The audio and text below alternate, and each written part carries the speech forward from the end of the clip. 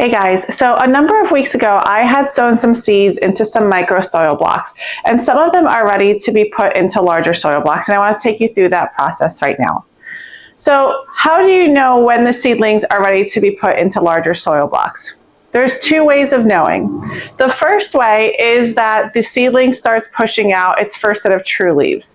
Now I'll get more into the science behind it as I'm doing it, but just to give you an idea right now, your first set of true leaves happen after the seedling pushes out something called a cotyledon, which is your first set of leaves that you see right when the seedling starts sprouting.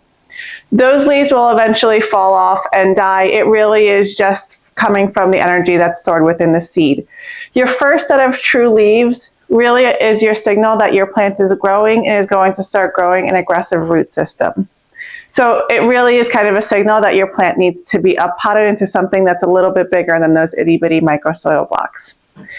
The other way that you can tell is when I lift the tray, you can see some of the roots coming out from the bottom. Now this may be a little bit counterintuitive because I know in my video that I had done about soil blocking, one of the things that I talked to you about in terms of the greatest benefits of soil blocks is the fact that the roots air prune, which is what leads to them being a lot healthier.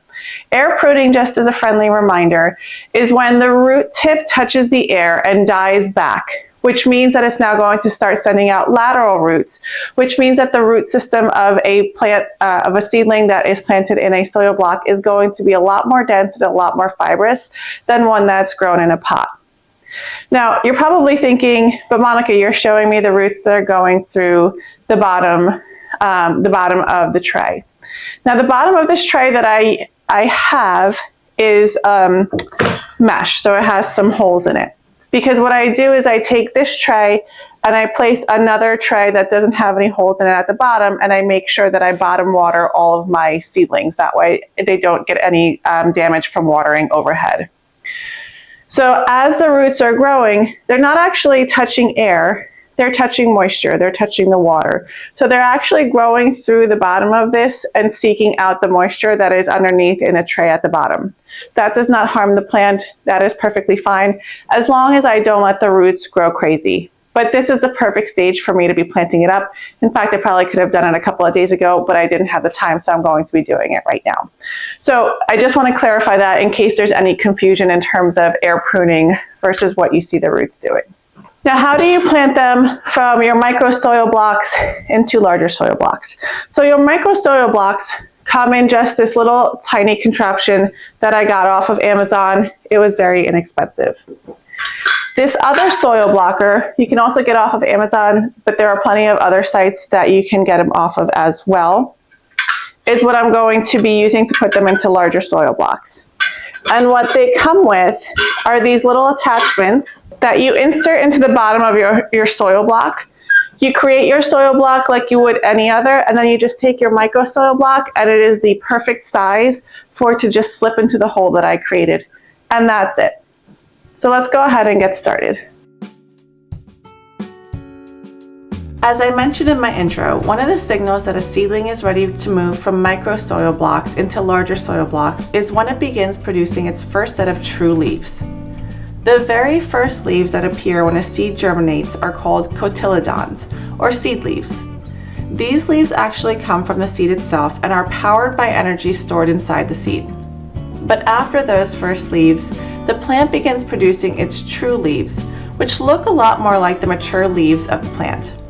At this stage, the seedling has used much of its stored energy in the seed and begins relying a lot more heavily on its roots to take up water and nutrients from the soil.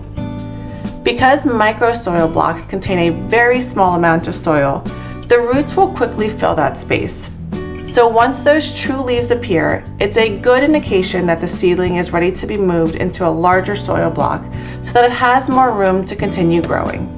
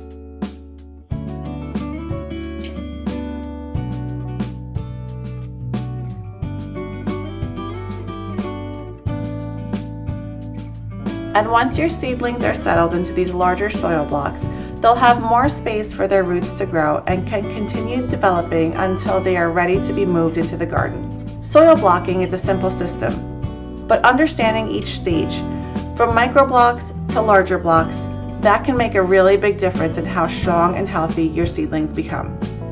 If you watched this video and would like to learn more about soil blocking and how the system works, you can click here to watch my full video on soil blocks. And if you found this helpful, please make sure to like and subscribe so you don't miss future garden experiments and updates.